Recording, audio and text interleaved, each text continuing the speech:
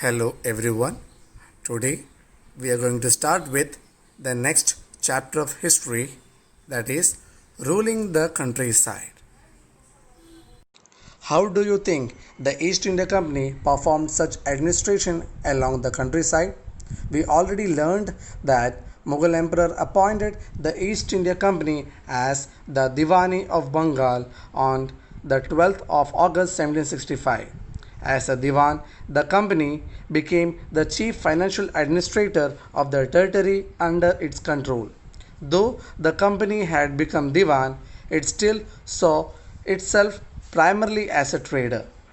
They were interested in increasing the revenue and buy fine cotton and silk cloth as cheaply as possible.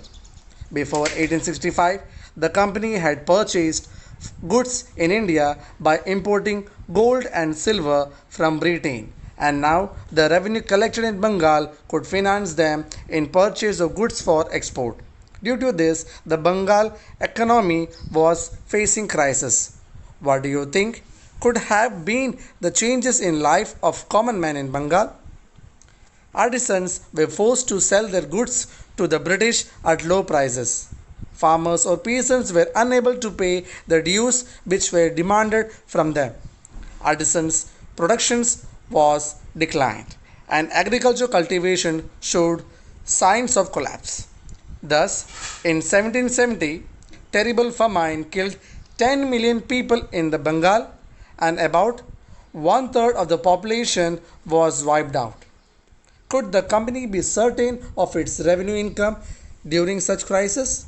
The company officials began to feel the uncertainty in revenue, and hence the need for investment in land and agriculture was foreseen, and thus the system of permanent settlement was introduced in 1793. Permanent Settlement 1793. A new revenue system called permanent settlement was introduced by the governor Lord Cornwallis. By this settlement, zamindar were appointed to collect revenue from the farmer, and they were exploiting them.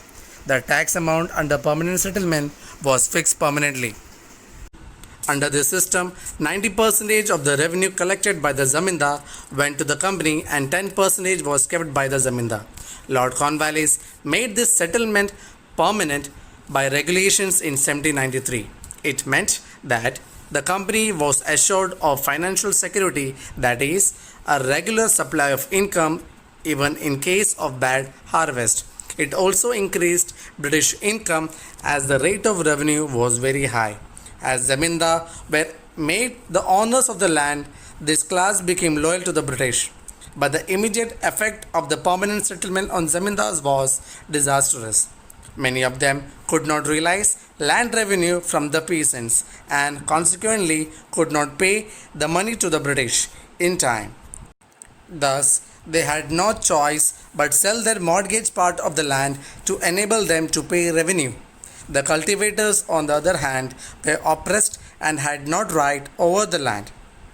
As revenue was strictly collected, the peasants were forced to borrow money from the moneylenders and landlords. When failed to repay money, their mortgage land was taken. They had to work as landless labor or beggar, which made their life miserable. Thus, permanent settlement destroyed the agriculture and the life of the peasants, and they were forced to migrate to the cities. And now, let's talk about the advantages of the permanent settlement. During adverse climate conditions also, Britishers were getting regular income. The new landlords were appointed and they became loyal to the British. Income of the company increased. So all these are the advantages of permanent settlement. Now second is Mahalwari system. According to this system, the Mahal or the village estates were responsible for the payment of revenue jointly. The Mahalwari system was introduced by Holt Mackenzie in 1822, explaining fixed revenue system, that is permanent settlement, is incorrect. Each village group had village headmen who will collect taxes from the farmer and submit it to the Britisher. Under this system, there was no rule for zamindar and village headman was given importance. The system was introduced in western part of Uttar Pradesh, parts of Madhya Pradesh and Punjab. There was not a fixed amount was charged and amount was revised periodically on the basis of situation of production. Third is Rotwari system. Between 1820 and 1827, the governor of Madras Presidency, Thomas Munro, introduced Rotwari system. The word Roth means peasant.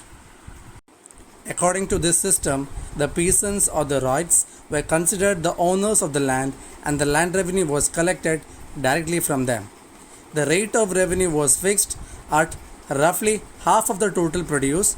It was settled for a period of 30 years, after which it could be revised. Through the Rotwari settlement, recognized the peasants as the owner of the land. High rate of revenue made them dependent on moneylenders.